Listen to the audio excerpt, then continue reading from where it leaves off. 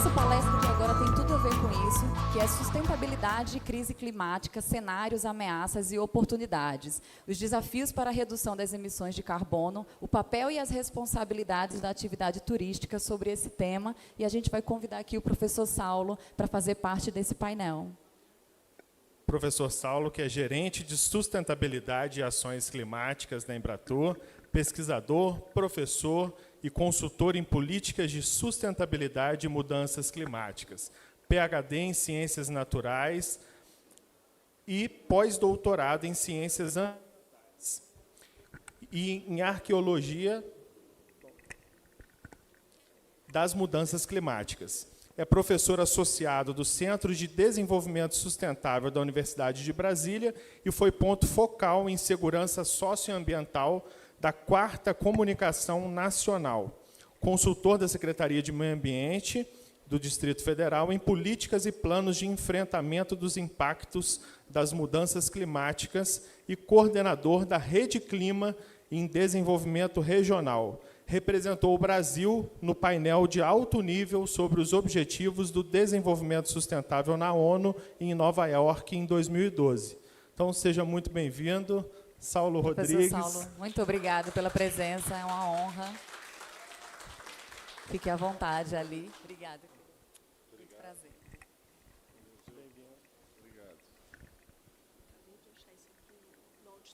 Boa tarde a todos e todas. É um prazer, uma satisfação enorme estar aqui, ter sido convidado pela ABETA para participar dessa edição do ABETA Summit em Grão-Mogol. E, primeiro, eu gostaria de agradecer ao Luizão, a Poli, ao Vinícius, o Gil, a Thaís, né, todos que nos apoiaram aí na preparação do evento. Um agradecimento também ao SEBRAE de Minas Gerais pelo apoio, ao Ítalo, aqui da Secretaria Municipal de Turismo de Grão-Mogol, a todos aqui presentes. Queria trazer uma saudação aqui da Embratur, né, Agência Brasileira de Promoção Internacional do Turismo. A gestão do presidente Marcelo Freixo, iniciada este ano, trouxe uma novidade para a Embratur, que foi a Gerência de Sustentabilidade e Ações Climáticas, como uma forma de reconhecer que a competitividade do turismo no mercado internacional depende de ações concretas na promoção da sustentabilidade para o turismo no Brasil, né? E também do enfrentamento da crise climática, que é uma crise que veio para ficar e que todos nós devemos reconhecer que ela precisa ser enfrentada de forma urgente e de forma organizada, planejada, com metas claras de redução de emissões e também de estratégias de enfrentamento dos impactos climáticos que têm se tornado cada vez mais frequentes e intensos. O passador está onde? Ah, sim. Obrigado. Obrigado. Bom, então, a gerência foi criada este ano, né? Nós estamos lá, eu estou responsável pela gerência e contamos com uma equipe de 8 pessoas, né? Turismólogos e cientistas ambientais, pessoas com muita experiência no mercado e também nas políticas públicas, né? Então, esse perfil técnico que o presidente Freixo trouxe para a Embratur, ele está sendo reconhecido pelo mercado do turismo, pelas ações que a Embratur vem desenvolvendo, né, tanto para o trade do turismo, para o mercado do turismo, as diversas associações que representam esse mercado, não apenas a ABETA, mas também a ABAV, a ABEAR, né, a Brastoa, a BLTA, Resorts Brasil e cruzeiros, né? A agenda da Embratur, gente, ela é extremamente diversificada, né? E o nosso país de dimensões continentais. Então, assim, o trabalho que nós temos para promover o Brasil no exterior com relação ao turismo, ele é um trabalho de múltiplas dimensões, envolvendo essas duas esferas, público e privada, né? Isso é algo extremamente importante. Eu vou mostrar aqui na minha apresentação que a agenda da sustentabilidade ela surge inicialmente como uma agenda pública, né, de políticas públicas, do terceiro setor, do movimento ambientalista, e hoje ela se tornou uma agenda que está dentro do mundo dos negócios, né? O setor privado também reconhece que as ações em sustentabilidade hoje representam um fator de competitividade para os negócios. E é isso que mudou nos últimos 30 anos, desde que surge a agenda da sustentabilidade, juntamente com a agenda das mudanças climáticas. Temos aí 31 anos de história, considerando a Rio 92 como o berço dessas duas agendas, né?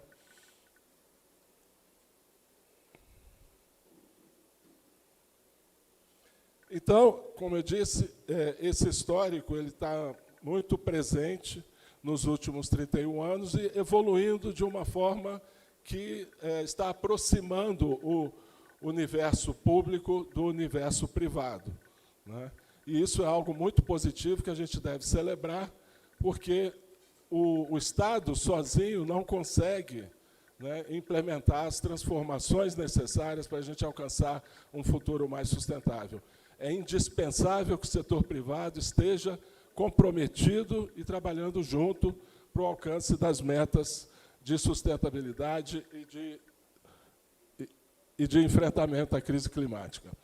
Hoje todo mundo quer ser sustentável, né? E às vezes é muito fácil a gente ver a utilização do atributo sustentável, como estava dizendo o Ítalo aqui, e também o Télcio, né?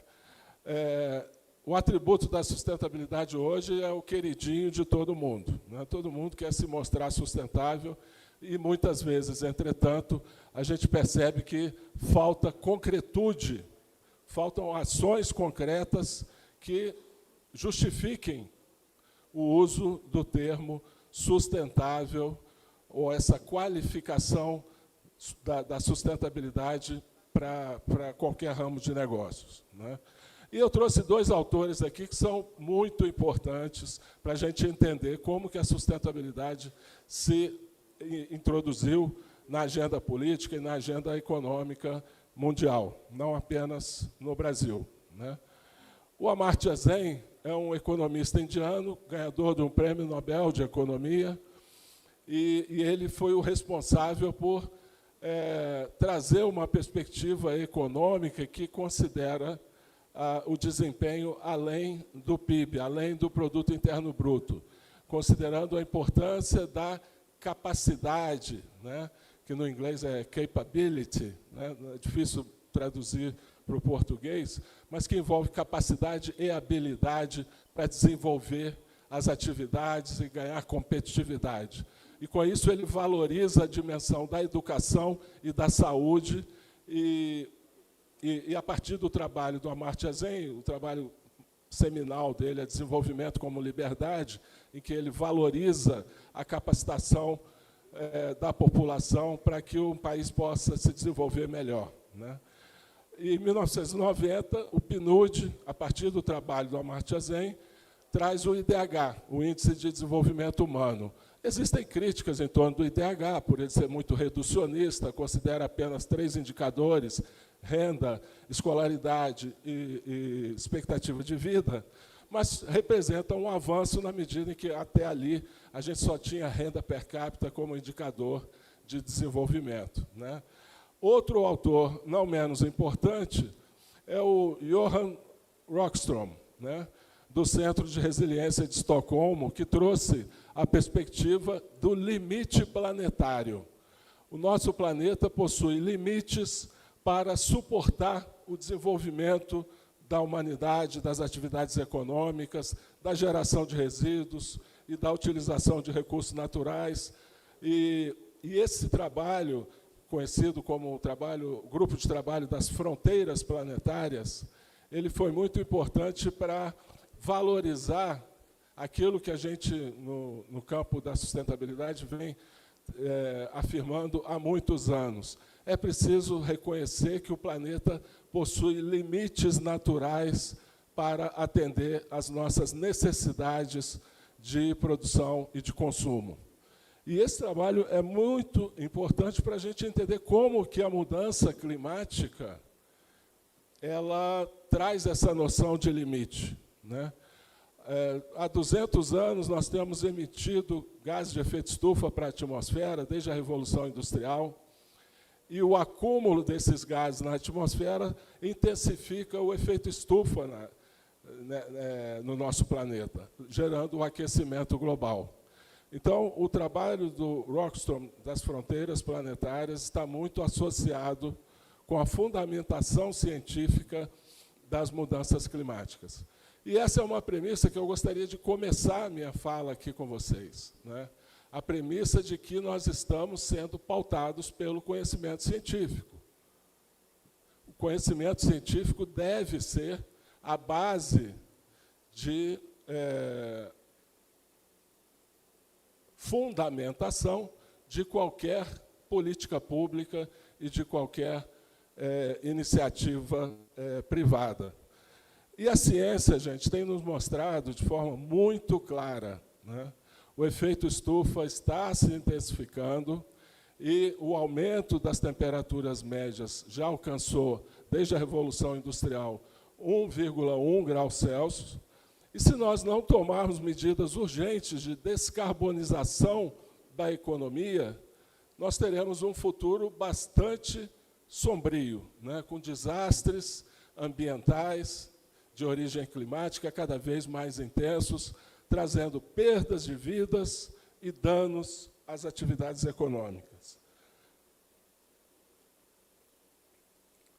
A agenda climática inaugurada na Rio 92, com a criação da Convenção Quadro das Nações Unidas sobre Mudanças Climáticas, ela se desenvolveu ao longo desses últimos 30 anos com base em 4 pilares, sendo que o último deles, o de perdas e danos, foi inaugurado o ano passado, apenas, na COP de 27 do Egito, em Sharm el-Sheikh, com a deliberação da criação de um fundo de perdas e danos para financiar atividades de prevenção de risco de impactos climáticos e como uma forma de compensar também as perdas e os danos que os países do hemisfério sul estão sofrendo com uma intensidade muito maior do que os países do hemisfério norte.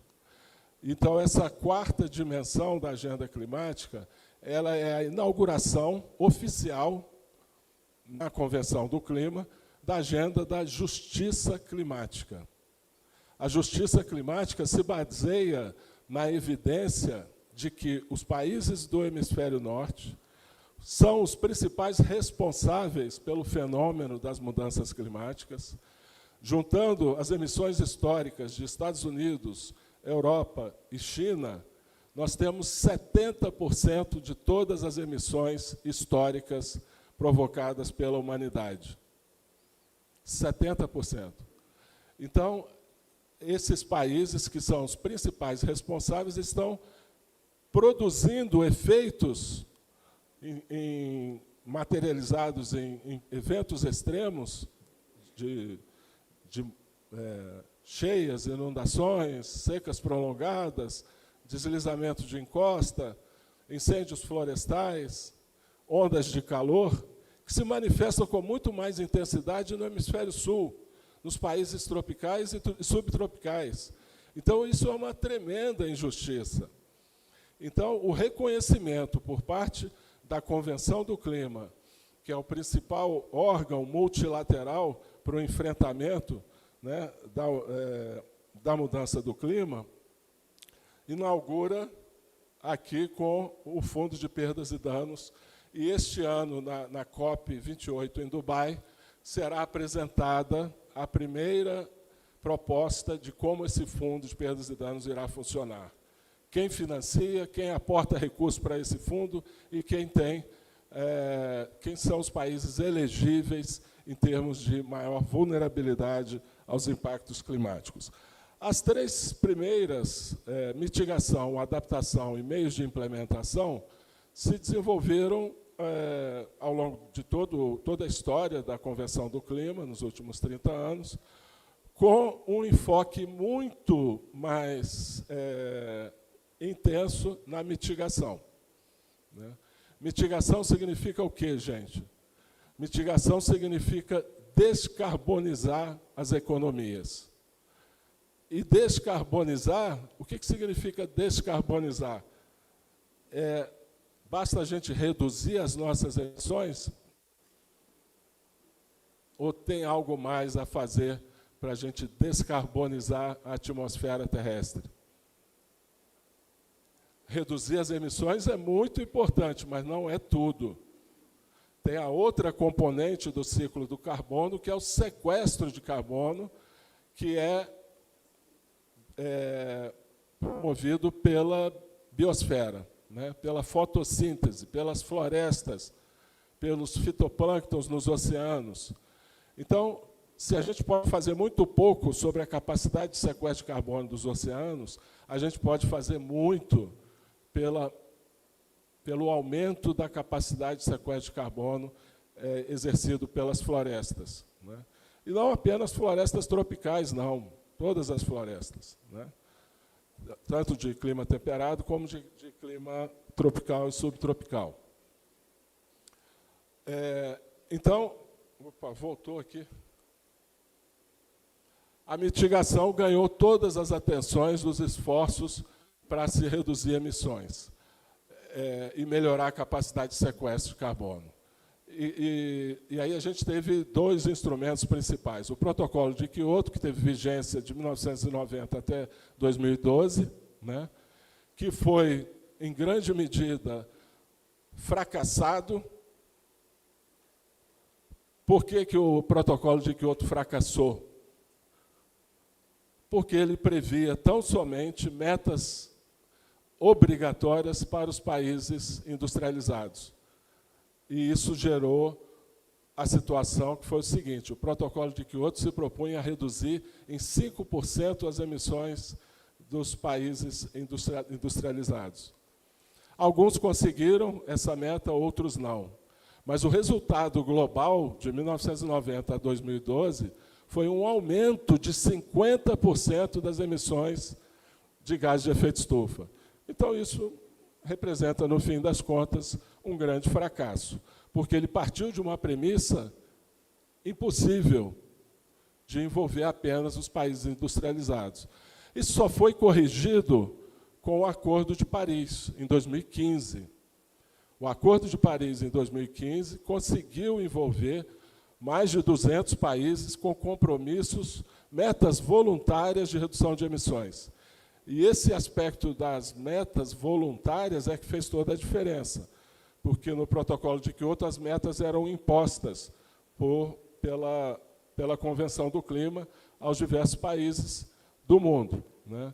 Uma deliberação feita a partir das circunstâncias nacionais, das características das economias e da contribuição histórica de cada país. Ora, mas o efeito estufa não quer saber se o país é industrializado ou não, né? Se o país é mais ou menos desenvolvido. O que importa é que as emissões estão chegando na atmosfera e estão se acumulando. E, então, o Acordo de Paris conseguiu resolver esse problema, esse desafio, principalmente por uma ação do governo brasileiro de 2009, na COP15, onde, pela primeira vez, um país em desenvolvimento apresentou uma meta voluntária de redução de emissões.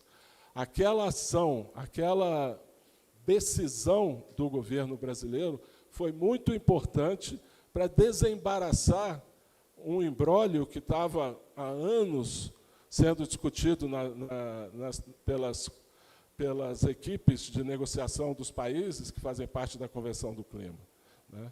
Pela primeira vez, um país em desenvolvimento apresentou uma meta voluntária. E por que o Brasil fez isso? Por que o Brasil apresentou na COP de Copenhague o seu Plano Nacional de Mudanças Climáticas com metas voluntárias? o primeiro país em desenvolvimento a fazer isso no mundo. Porque o Brasil é muito sensível à questão climática. Claro, isso também, né? Nós tínhamos, na época, um governo que era sensível, e vem a ser o governo atual do presidente Lula também. Havia ali, gente, naquele momento, em 2009, já um sinal muito importante que o Brasil simplesmente fez uso dele para elaborar suas metas voluntárias. Já vínhamos reduzindo as taxas de desmatamento, que viveram um ciclo virtuoso de controle do desmatamento entre 2005 e 2012.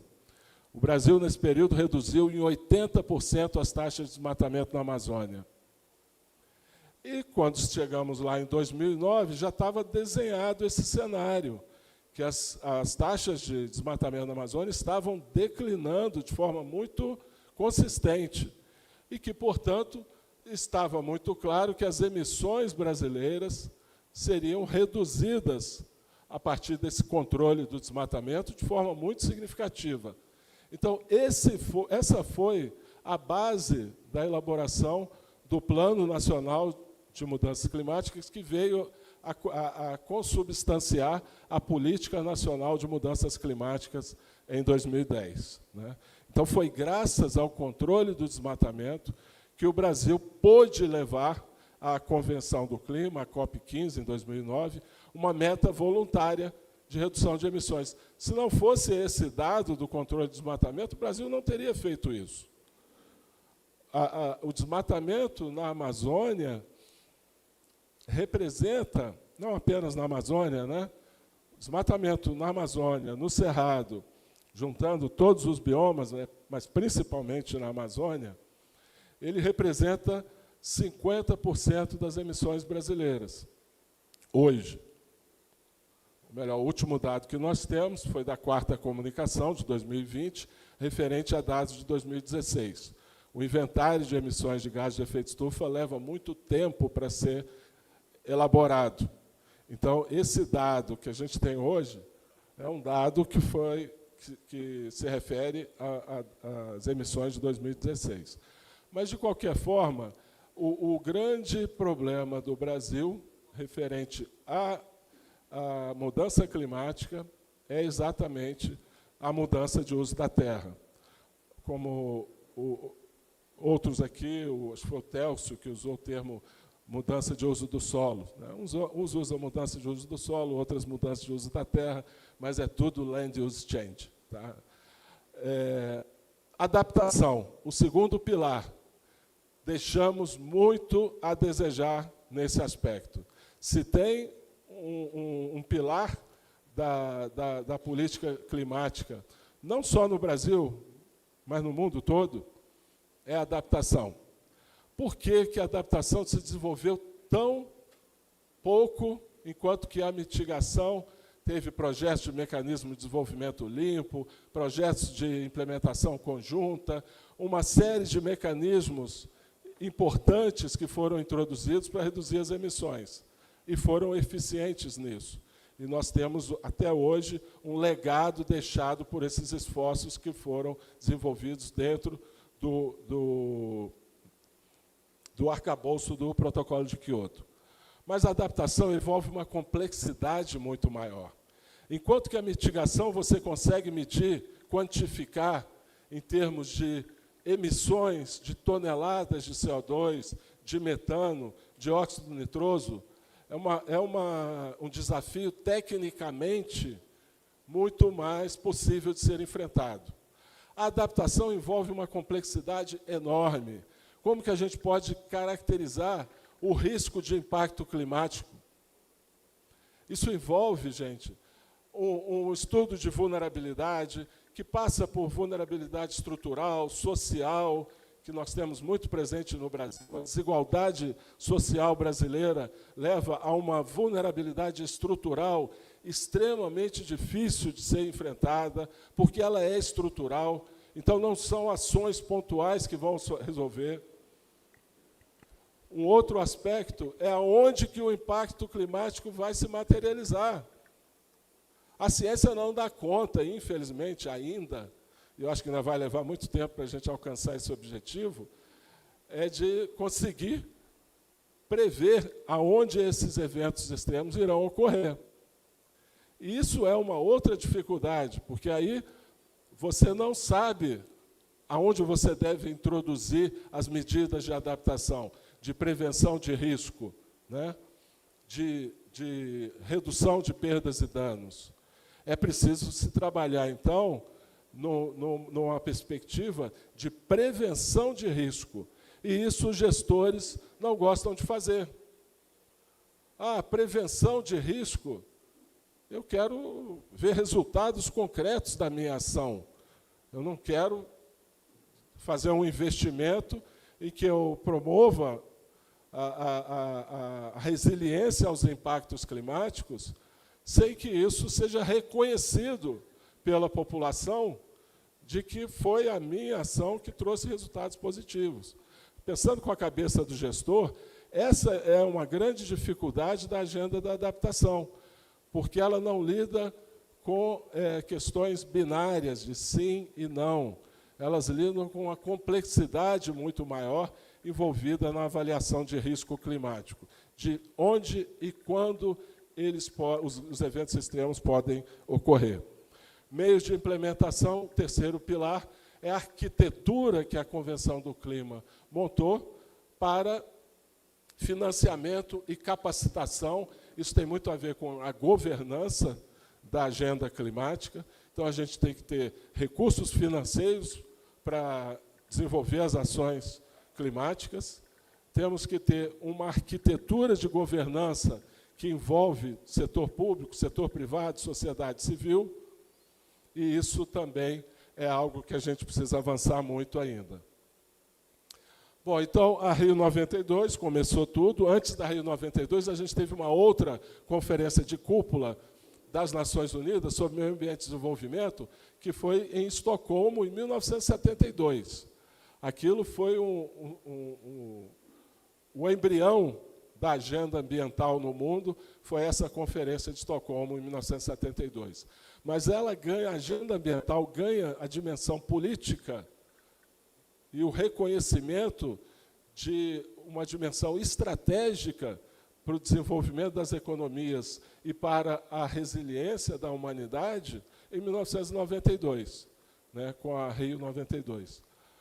Depois, eu destaco o Acordo de Paris. O Acordo de Paris, gente, foi celebrado em 2015 e ele realmente é um marco, ele é um ponto de inflexão quando a gente analisa a agenda climática.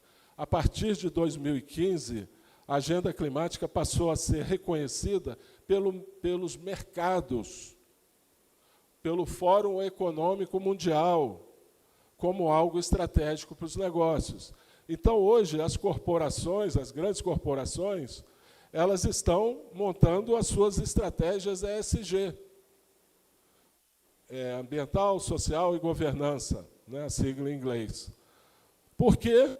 Por que elas estão fazendo isso?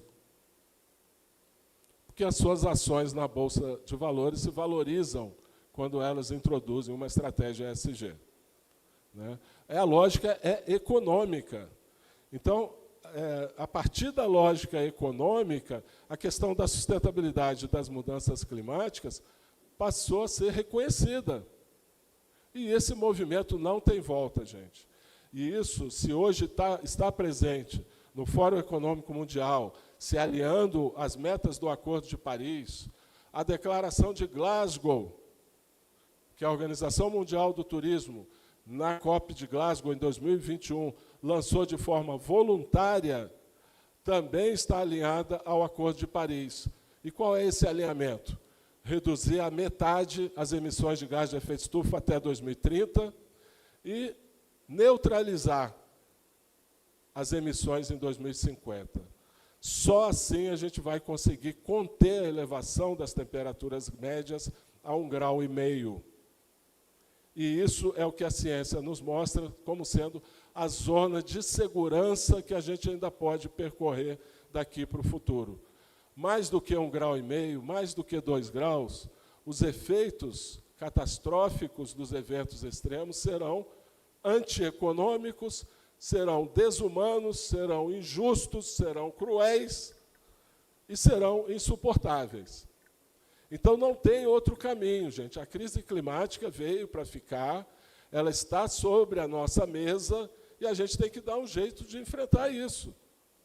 Então, a Embratur, hoje, ela trouxe, dentro dessa política de sustentabilidade e ações climáticas, um programa de descarbonização.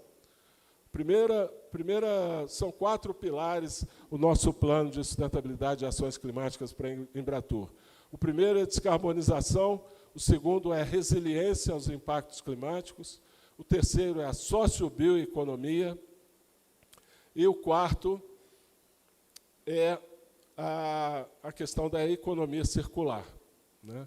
Então, se a gente tem equacionado um dos grandes desafios da sustentabilidade hoje, que é a questão dos resíduos sólidos, se a gente tem metas de lixo zero, e aí a gente fez uma parceria com o Instituto Lixo Zero, que tem feito um trabalho muito consistente para uma gestão sustentável de resíduos sólidos em diversas prefeituras no Brasil, a gente está introduzindo isso internamente na Embratur e levando isso para o trade do turismo também.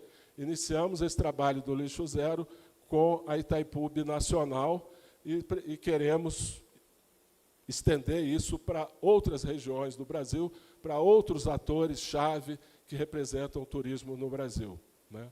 Para o trade do turismo como um todo. Então, a economia circular não pode faltar. Descarbonização, o que a gente tem feito? Estamos neutralizando todas as emissões das atividades da Embratur de gás de efeito estufa, adquirindo crédito de carbono para compensar as emissões, que não são pequenas, da equipe da Embratur.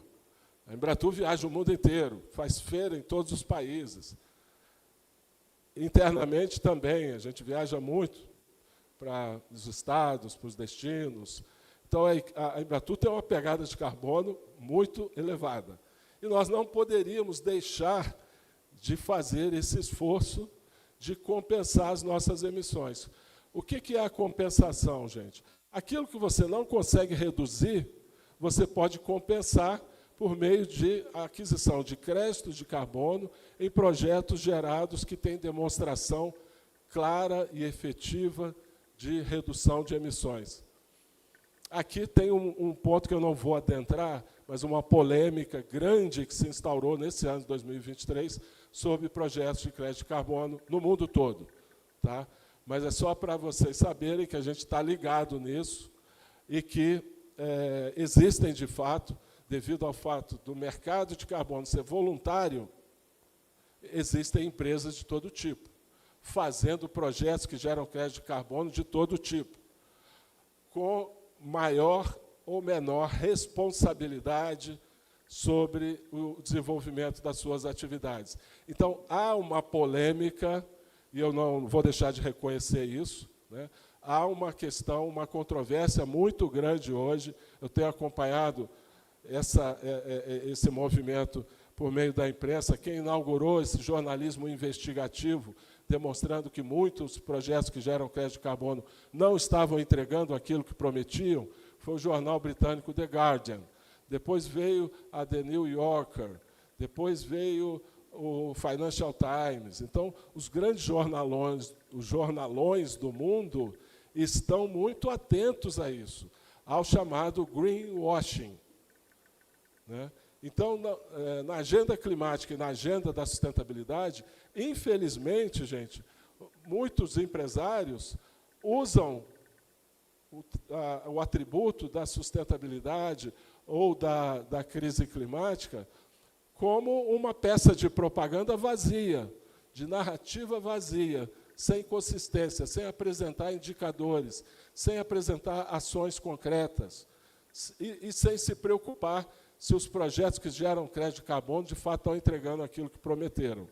Então, o fato do mercado de carbono hoje ser voluntário leva a essa situação. Então, vamos levar algum tempo ainda para que esse mercado amadureça. Amadureça como? Com controle sobre a qualidade dos produtos que eles estão oferecendo. Então, nós estamos acompanhando isso e estamos selecionando no Brasil aqueles projetos que têm um compromisso com a qualidade do produto que eles estão vendendo. Tá? Eu não vou entrar nessa discussão, porque tomaria muito tempo. E a Declaração de Glasgow, como eu mencionei, aliada ao Acordo de Paris, que é um convite ao mercado, à cadeia de valor do turismo global, a aderir a essa pauta do enfrentamento da crise climática. Bom, o turismo sustentável, ele tem um papel significativo no enfrentamento da crise climática.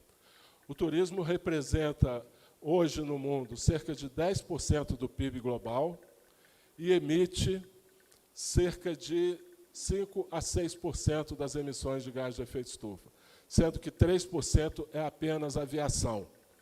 Então, um gargalo para o turismo internacional se tornar mais sustentável é o transporte aéreo, sem dúvida nenhuma. Né? E o que a gente tem hoje para equacionar esse problema? Tem o combustível sustentável de aviação, que tem um custo muito elevado ainda, é um biocombustível muito especial, porque a aviação exige uma octanagem muito elevada para a propulsão dos motores dos aviões. E o que a gente vê de combustível sustentável de aviação hoje são algumas demonstrações, voos demonstrativos de que é possível voar com um outro combustível que não o querosene, que é um combustível fóssil. Né? A gente ainda está longe, infelizmente, de alcançarmos uma meta de descarbonização com base no combustível sustentável de aviação. Temos um longo caminho a percorrer, muito investimento tem que ser feito em pesquisa. O Brasil tem um grande potencial de ser um grande fornecedor de combustível sustentável de aviação. Eu vou mostrar já por quê. Né? E enquanto isso não acontece, a única alternativa que nós temos é compensar as emissões da aviação com projetos consistentes que geram crédito de carbono e que possam neutralizar as emissões na atmosfera. Então, a Declaração de Glasgow veio como um compromisso voluntário do turismo internacional para contribuir com o enfrentamento da crise climática.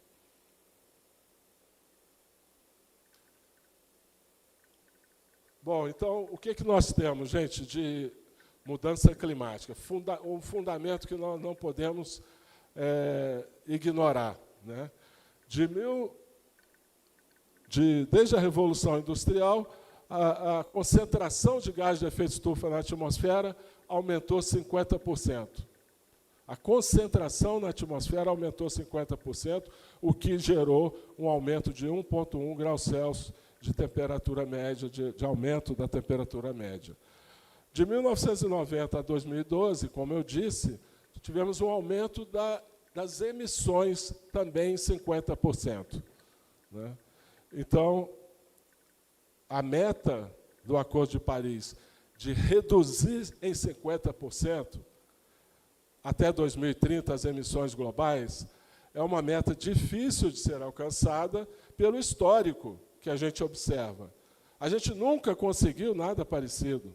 A gente vai ter que fazer uma transição energética nos próximos 7 anos muito acelerada. E o turismo precisa participar desse esforço. O turismo no Brasil gera entre 7% e 8% do PIB brasileiro, dependendo da fonte dessas estimativas. Todos vocês devem saber, melhor do que eu, que o turismo é muito difícil de levantar esses dados, pela sua transversalidade, pela sua capilaridade com diversos setores econômicos. Então, as estimativas, muitas vezes, são imprecisas. Mas o PIB do turismo no Brasil é entre 7% e 8% do PIB nacional. E as nossas emissões correspondem a entre 4% e 5% das emissões. Então, o que a gente pode fazer, o que a Embratur está fazendo, por exemplo, para descarbonizar? Isso vale muito para vocês, empresários de menor porte. Claro, a gente sabe que o mercado do turismo é feito principalmente por pequenas empresas de turismo, né? Existem ações muito simples que podem ser feitas e que a gente pode ganhar com isso, que não representam gasto. Pelo contrário, vão representar mais receita. A gente vai atrair mais turista sensível à questão da sustentabilidade e da mudança do clima. Por exemplo, vocês sabiam que vocês podem, nas suas empresas, adotar com muita facilidade um modelo de transporte terrestre de baixo carbono? Sem gasto.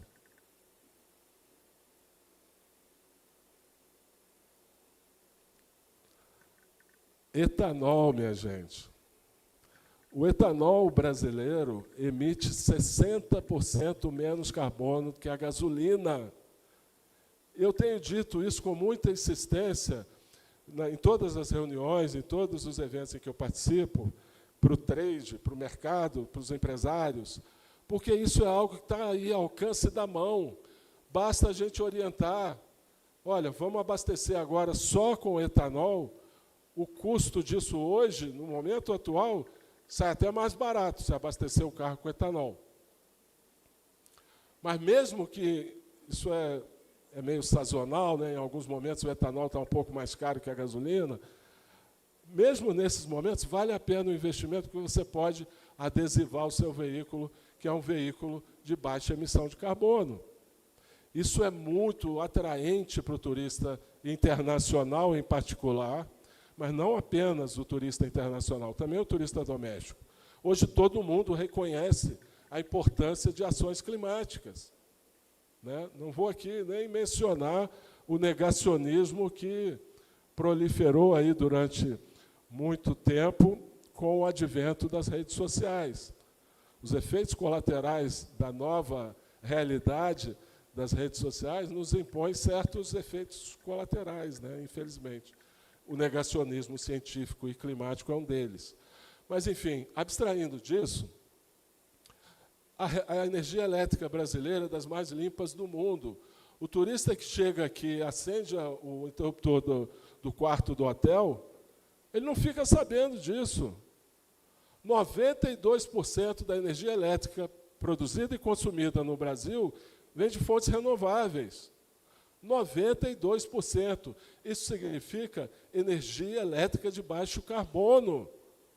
E nós não estamos utilizando essas informações que estão aí disponíveis para promover o Brasil como um destino turístico mais sustentável, sim.